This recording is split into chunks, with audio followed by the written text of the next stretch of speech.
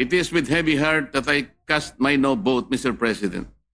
Mr. President, esteemed colleagues, we're gathered today as part of our solemn duty to uplift and protect the welfare of our people by ensuring that this 2026 budget will be a million light years away from the controversial 2025 General Appropriations Act, tagged as the most corrupt, the most scandalous, and the most anomalous budget the Philippines has ever had in years. Mr. President, my no vote is anchored on concrete audit findings, fiscal patterns, and policy distortions surrounding various financial assistance programs or ayudas. I may not be part of the bicameral conference committee, but I have faithfully participated in scrutinizing critical aspects of this budget. From the committee hearings, sinamahan natin ang napakasipag nating chairman of the Finance Committee, Senator Sherwin Gatchalian, hanggang sa isa lang na dito sa plenaryo ang committee report. Let me be clear at the outset, Mr. President, I voted in favor of the Senate committee report. I supported our Senate version because it reflected hours of rigorous scrutiny during committee hearings and plenary debates, where we collectively tried to correct the mistakes of the past, particularly those that plagued the 2025 budget and the corrupt and rotten system that gave birth to and proceeded from it. However, come the bicameral conference committee deliberations, tila bumalik sa dating forma ang mga alokasyon na maingat nating binantayan. Naku po. I commend the move of both houses in acceding to the call of the people to have a transparent and open bicameral conference, and in giving the largest allocations to education, health, and agriculture as mandated by our Constitution. Yet despite these praiseworthy actions, it seems that we have let our guards down in deterring provisions prone to abuse and political patronage. Mr. President, I am not against helping the poor. I have always fought for them. The state has the constitutional duty to assist vulnerable sectors in pursuit of social justice. But after decades of pouring billions into short-term assistance, we cannot deny that the current system of socio-economic interventions is not lifting out our people from poverty. It is merely managing it, and poorly at that. From the start, I have repeatedly expressed my position on the proliferation of ayuda programs. No matter how noble our intentions are, Mr. President, the outcomes fall short of what we envision. After years of pouring billions into short-term assistance, the hard truth remains. The lives of our people are not improving. Worse, the number of Filipino families who consider themselves poor continue to rise. The data are unmistakable, Mr. President. The September 2025 Social Weather Station survey revealed that 50% or at least 14.2 million Filipino families consider themselves poor, 1% higher than the 49% previously recorded just 3 months earlier.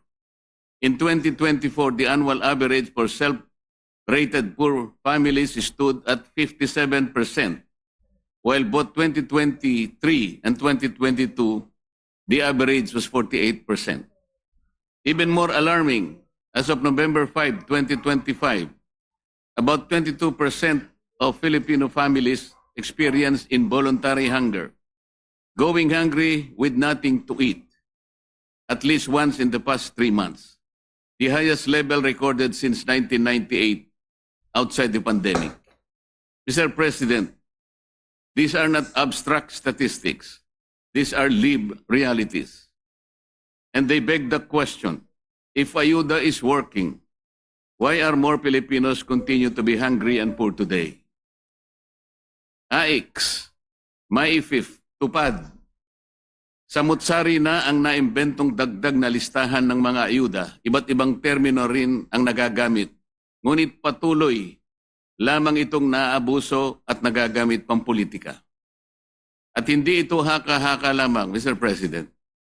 Ang Commission on Audit na mismo ang nagsabi, noong 2024 COA Audit Report, binatikos ang 4.157 milyong AIX disbursements na inilabas kahit kulang ang mga dokumento.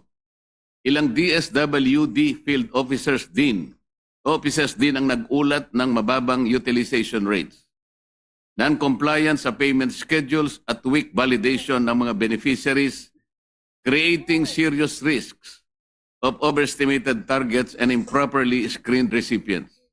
COA further reported a duplication between AIX and ACAP, allowing multiple availments by the same beneficiaries, assistance granted to above minimum wage earners and college students, repeated assistance within short periods from different offices, and the non-implementation of 168 out of 288 prior audit recommendations. Yet here we are again. The Bicameral Conference Committee has finished off with the greater budget for the AYUDA programs, including an additional 4.8 billion for AIX, bringing the total to 63.9 billion. A total of 22.44 billion for TUPAD, after the Senate has deliberately reduced it to 13.08 billion, or third reading from the House proposal of 21.03 billion. The revival of MAIFIF at 56.6 billion, despite the Senate's earlier attempt to shift to zero balance billing to curb politically mediated medical assistance and push genuine universal healthcare reform. And the insertion of 10 billion for the presidential assistance to farmers and fisherfolk, despite its deliberate removal under the Senate committee report. These four AYUDA reforms or programs alone, now totaling 147.9 billion, are just among the many other discretionary assistance programs. The same pattern emerges in the restoration of unprogrammed appropriations. After initial assurances that these standby funds would be scaled back, the bicameral committee reversed its course and restored unprogrammed appropriations to 243.4 billion, even higher than the House-approved level, as far above the Senate's reduced version of 174.55 billion. This is recklessness.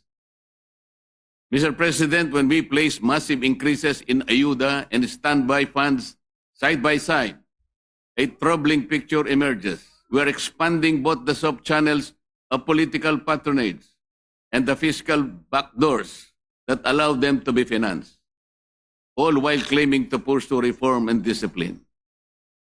This is impunity. Mr. President, other countries show us that assistance can be productive and empowering. Vietnam, for example, focuses on livelihood-enabling support, such as boats and fuel subsidies for fisherfolk, rather than endless cash handouts that foster dependency. Yet, in this bicameral report, we doubled down on program funds and lump sum assistance instead of redirecting resources toward long-term solutions for food security, jobs, education, and healthcare systems. The Philippines can take it a notch higher by enhancing the implementation of our electricity lifeline rate. Senate Bill number 63, one of my priority bills, Mr. President, aims to exempt all households consuming 200 kilowatt hours of electricity or less. A median of about 1,750 pesos for 5.5 households will only cost the government an estimated 115 billion pesos per year. This provides for a more transparent and targeted assistance for qualified individuals. It should be pointed out that under the 2025 GAA alone, Mr. President, 194 billion worth of AYUDA was set up for the beneficiaries of PORPIS, MAIP, AIX, TUPAD, and ACAP. Senate Bill 63 can lead the way for the re-evaluation of these programs in the future and hopes for lesser reliance on these unviable interventions. After deliberate consideration of this submitted bicameral conference committee report on the disagreeing provisions on House Bill 45A, it is with heavy heart that I cast my no vote, Mr. President. I hope that my good friend Senator Sherwin Gatchalian will find it in the goodness of his heart the reasons why I am objecting to this bicameral conference report. Masakit ang loob ko na mag-object dahil kasama niyo akong nagumpisa at nagsimula sa pagbusisi nitong 2026 budget. But I stand my ground for the conviction against the chance of possible abuses of the budget. Despite all the protective measures instilled in this budget, there is the ever-present danger of loopholes in the wordings that may be exploited. An uncomfortable reminder that safeguards on the paper do not always prevent abuse in practice. Matuto na tayo sa mga multo ng kahapon. Huwag na nating bigyan ng pagkakataon na maulit ang mga anomalyang hanggang ngayon ay hindi pa napapanagutan at nagdulot ng puot sa ating mga puso. Maraming salamat, Mr. President.